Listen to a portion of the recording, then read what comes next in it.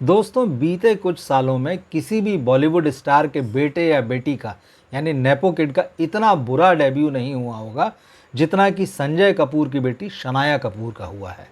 शुक्रवार को उनकी फिल्म रिलीज़ हुई, आंखों की गुस्ताखियाँ, और इस फिल्म को 1 करोड़ रुपए कमाने में 3 दिन लग गए। पसीने आ गए बॉक्स ऑफिस पर भाई साहब इसको कि 1 करोड़ का आंकड़ा छू ले, क्योंकि बॉलीवुड तो करोड़ों में बात करता है, हज़ार और लाख तो उसके लिए कुछ है ही नहीं।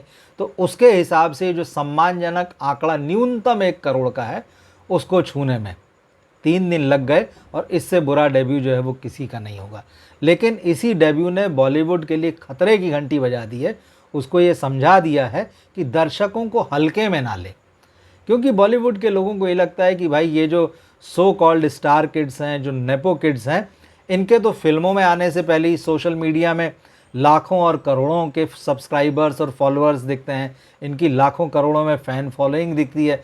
तो जब ये फिल्म में आएंगे, थिएटर में आएंगे, तो पहले दिन पहला शो हॉल खचाखच भरा होगा, दर्शक इनको हाथों हाथ लेंगे और ये रातों रात स्टार बन जाएंगे। लेकिन शनाया कपूर का जो हाल हुआ है उसको देखने के बाद पूरे बॉलीवुड में सन्नाटा खींचा हुआ है। 30-35 लाख के आसपास की ओपनिंग मिली थी। इससे ज़्यादा का चाय पानी पी गए होंगे सेट पर लोग जो इस फिल्म से जुड़े हुए हैं। तो इतना बुरा हाल हुआ है, और शनाया का ये डेब्यू देखने के बाद में बाकियों के भी पसीने छूट रहे हैं। एक और नेपो किड जो है इसी हफ्ते मतलब शुक्रवार को उसकी फिल्म आ रही है सैयारा। आहान पांडे आने वाला है, चंकी पांडे के भतीजे हैं ये।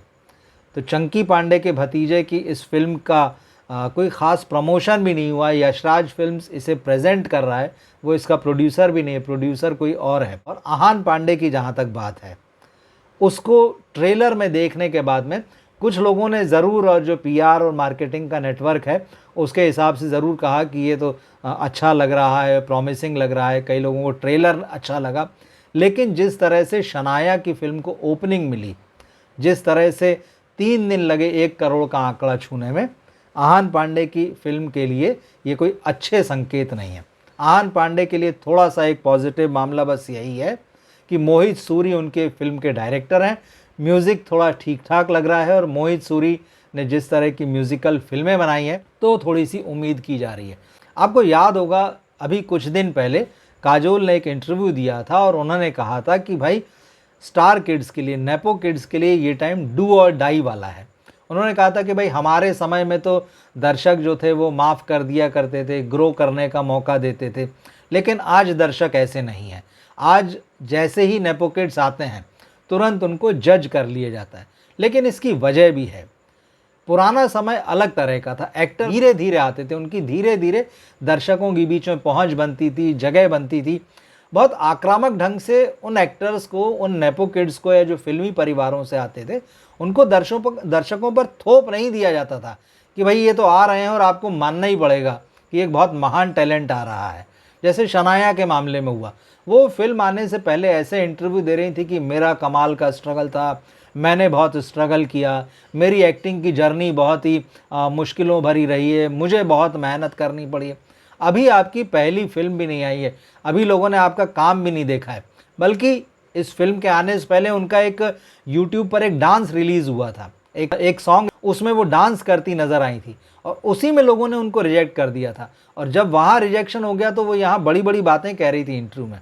तो ये समझ में आता है कि किस तरह से पीआर और मैनेजर आपको समझा कर, सिखा कर बैठाते हैं कि इंटरव्यू में क्या बोलना है जिससे कि आपके नंबर्स बढ़ जाएं। मगर दर्शक इन इंटरव्यूज़ से बिल्कुल इम्प्रेस नहीं है। आप कुछ भी कहते रहिए, वो फिल्म देखने के लिए तभी जाएंगे जब उनको लगेगा कि इस एक्टर को देखना चाहिए, या फिर रिलीज़ होने के बाद में उस फिल्म को लेकर रिव्यू भी नहीं, बल्कि जो माउथ पब्लिसिटी जिसे कहते हैं, या वर्ड ऑफ माउथ जिसे कहते हैं, अगर वो अच्छा होगा तो ही दर्शक जाएगा। तो शनाया के मामले में तो एकदम साफ है, और जैसे काजोल ने भी कहा कि भाई ये डू और डाई वाली सिचुएशन है।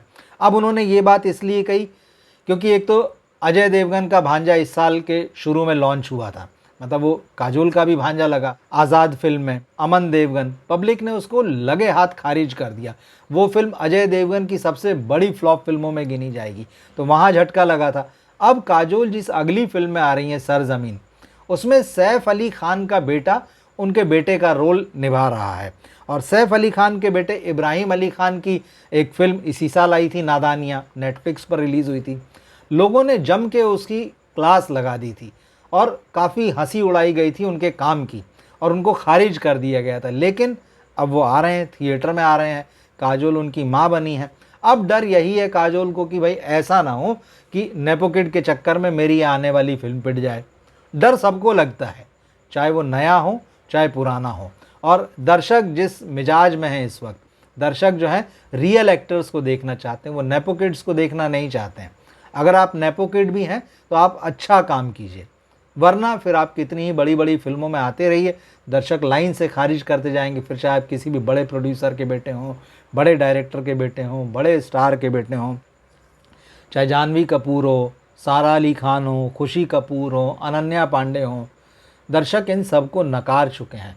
इसी साल एक और बहुत बड़ा डेब्यू हुआ था नेपो किड का, आमिर खान के बेटे। और आमिर खान के बेटे जुनैद जब थिएटर में आई उनकी फिल्म लव यापा, तो दर्शकों ने न केवल उनकी खिल्ली उड़ाई, उनके काम करने की, उनके चलने फिरने के अंदाज़ की, उनकी डायलॉग डिलीवरी की, फिल्म को फ्लॉप करा दिया। अब बाद में आमिर खान बड़े झल्ला गए कि यार बड़ी नेगेटिविटी है, लोग बहुत जो है नेगेटिव बैकलैश आया, उसकी वजह से मेरा बेटा जो है फ्लॉप हो गया।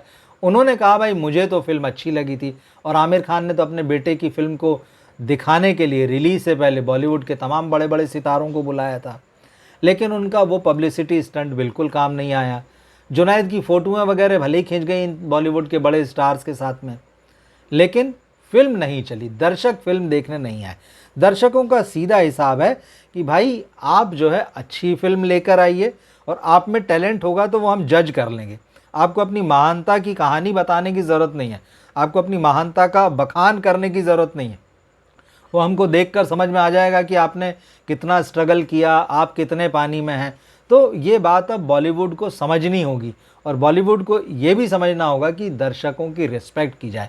ये जो लादने वाला काम है कि सोशल मीडिया में तो भाई इसके लाखों फॉलोअर्स हैं, सब्सक्राइबर्स हैं, करोड़ों के संख्या में, वहाँ से आपको पोस्ट करने के लाखों रुपए भले ही मिल जाएंगे। किसी पोस्ट पे आप किसी प्रोडक्ट को अगर प्रमोट कर रहे हैं, लेकिन उसकी उस पोस्ट से उसका प्रोडक्ट जो है वो दर्शकों को कितना प्रभावित कर रहा है, ये इनकी फिल्मों के नतीजों से आप समझ लीजिए।